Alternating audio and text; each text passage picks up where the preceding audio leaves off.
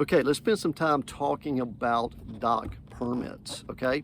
So when we buy a piece of property, let's take for an example, a lot. Either that lot that's out there existing is gonna have a dock on it already, or it's not. Okay, so if it has a dock on it already, we always want to verify that there's a Duke Power little placard that's on that dock to make sure that dock is sitting there legal today.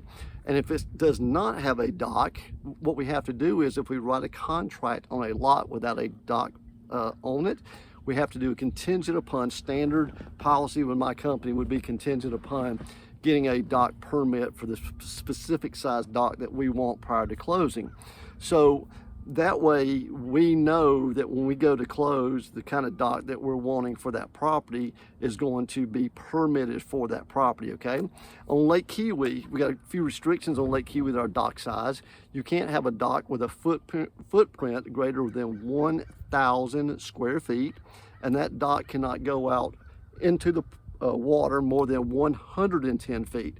So if it was to go 110 but your square footage is 1,200, it wouldn't work. It's got to be 110 or 1,000, one of the two, to be able to get a full-size covered dock on a lot. Now, sometimes people go, well, I want to buy a cove property, Michael, but I want to be able to get a full-size covered dock. Remember, we can be restricted because of our 1/3 cove rule. That dock cannot extend out more than 1/3 into the cove on a piece of property. So say, for example, if that cove were to be 99 feet wide, our dock cannot go out more than 33 feet. Most docks on the lake that are being built now typically run 26 to 28 feet in length. So, you know, if you could only go out 33 feet into a cove and your dock's already 28 feet long, that means your walkway would have to only be just a few feet to get to that 33 feet distance, okay?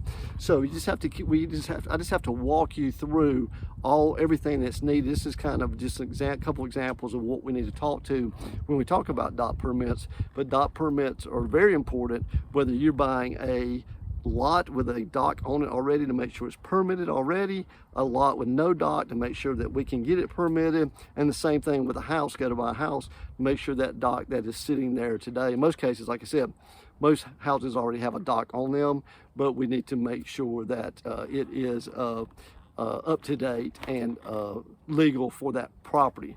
Now, some people say, well, you know, Michael, I'm wanting to buy this older house on the lake, or this newer house on the lake, but the lot's been there for 20 years and the dock's been sitting there for 20 years. It took them that long to build. Can we get a new dock? We would have to go through and do a re-permitting process, either typically prior to closing, but depending on how the seller reviews the contract, could have to be after the closing. But typically, if it's already there, most time you'll be able to get the same kind of dock, but that's something that we'll definitely have to check into, okay? But like I said, these are all things that I'll walk you through when we talk about getting docks on the lake and checking to make sure that they're legal, so we will not have a problem after closing, okay?